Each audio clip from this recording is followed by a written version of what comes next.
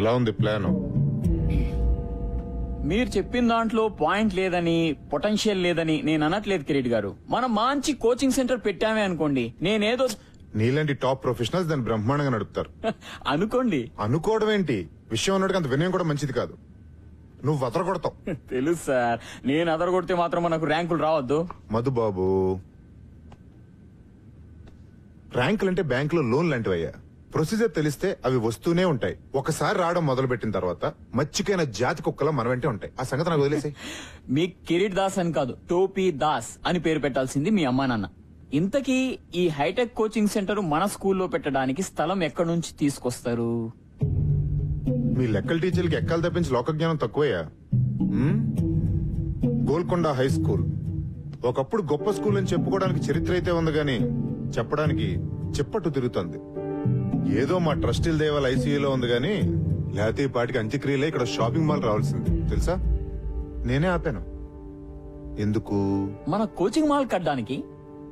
మరి school cool చేస్తారా?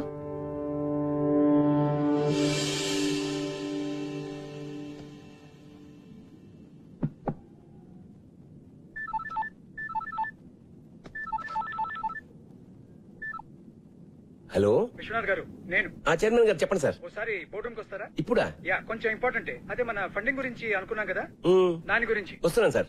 Thanks for coming at short notice. Vishwanath garu, మన బోర్డు అందరికీ జిహెచ్ఎస్ అంటే ఒక ప్రత్యేకమైన అభిమానం, ఇష్టం ఉన్నాయి. కానీ రిజల్ట్స్ లేకుండా ఈ స్కూల్ కి డబ్బులు ఇన్వెస్ట్ చేయడం చాలా కష్టం. కనీసం ఒక్క ఆస్పెక్ట్ లో, స్పోర్ట్స్, అకాడమిక్స్ ఆర్ మీకు ఇష్టమైన క్రికెట్ లో ఏదో ఒక్క దానిలో జిహెచ్ఎస్ ని మళ్ళీ టాప్ పొజిషన్ కు తీసుకుని వెళ్ళండి. I'm with you. లేకపోతే ట్రస్టీలు ఒప్పుకోవట్లేదు. కిరీట్ దగ్గర ఒక ప్రపోజల్ ఉంది, దాన్ని అందరూ సపోర్ట్ చేస్తున్నారు. కిరీట్? యా, కిరీట్ అంటే ఏదో బిజినెస్ ప్రపోజల్ అయి ఉంటుంది. అఫ్ కోర్స్, మన స్కూల్ గ్రౌండ్ లో ఒక ఐఐటి ఎంసెట్ కోచింగ్ సెంటర్ కట్టాలని Kireet idea. What? I can't believe it. ఇది చాలా దారుణం సార్. ఆ గ్రౌండ్ లేకపోతే జిహెచ్ఎస్ ఆపులేనట్టు సార్. ఎంత చరిత్ర ఉంది సార్ ఆ గ్రౌండ్ కి. ఎన్ని జ్ఞాపకాలు, ఎన్ని విజయాలు. ఆ గ్రౌండ్ లేకపోతే. విశ్వనాథ్ గారు, ఏళ్ల కిందటి జ్ఞాపకాలకి ఏం విలువ ఉంటుందండి కిరీట్ లాంటి వాడికి? మీరేమైనా చేసి ఆ గ్రౌండ్ ని కాపాడాలి. ఏ క్షణమైనా కిరీట్ ఈ ప్రపోజల్ తో మీ దగ్గరికి రావచ్చు. అందుకే మిమ్మల్ని ముందే పిలిచి చెప్తున్నాను. Thank you mister Shah. Good luck.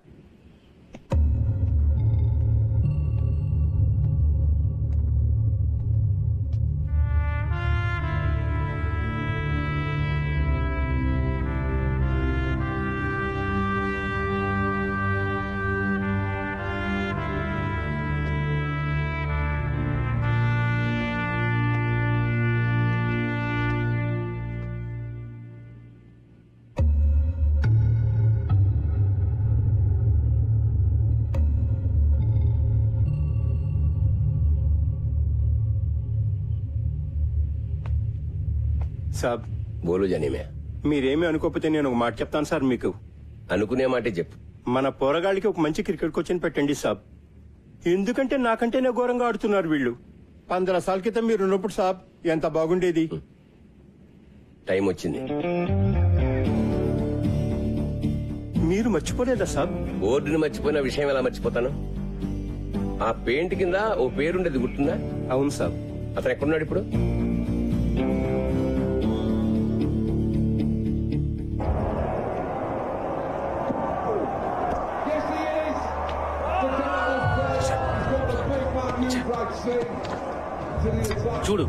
చూడరా మన వాళ్ళని. ఛాంపియన్స్ అన్నావుగా, ఒక్కడు కూడా బ్యాట్ పట్టుకుని రాదు. చెత్త టీం. బంగ్లాదేశ్, జింబాబే, కెన్యా అంటే తొడగొట్టేస్తారు. ఇక్కడికి రాగానే అన్ని జాడతాయి. రెడీ బగ్గర్స్. ఫిక్సింగ్ మావా, ఫిక్సింగ్. అంతా పైసా.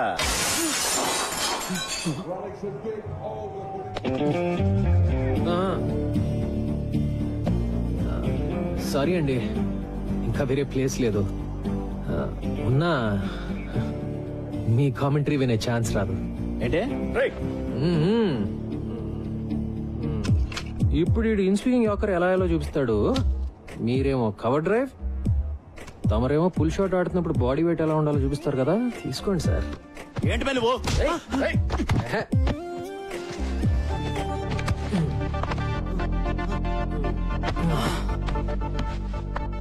మన దేశంలో ఒకటే ఒక జబ్బు బాబాయ్, తెలిసిన విషయం సరిగ్గా చేయకపోవటం, తెలియని విషయం గురించి అతిగా మాట్లాడటం. నిన్ను చూడడానికి మాత్రం చదువుకున్న వాళ్ళగా ఉన్నావు. అప్పటి నుంచి ఇండియా టీం ని తిడుతూనే ఉన్నావు. నీకేం చెప్తే అర్థం అవుతుంది? మ్యాచ్ మధ్యలో వర్షం కురిసి గాలివాటం మారింది, బ్రెట్లీ మిషెల్ జాన్సన్ లో బాల్ స్వింగ్ చేయడానికి ఆ మాత్రం చాలు అని చెప్తే అర్థం అవుతుందా?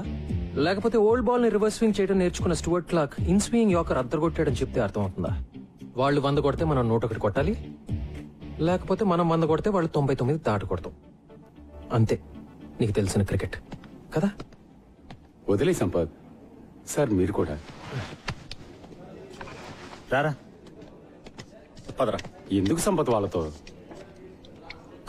కోటింగ్ బాగానే ఇచ్చాను కదా.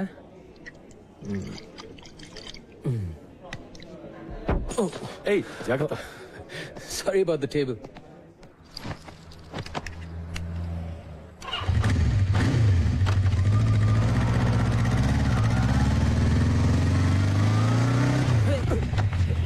ముసలోడా, సంపత్ బాబు బాగున్నారా?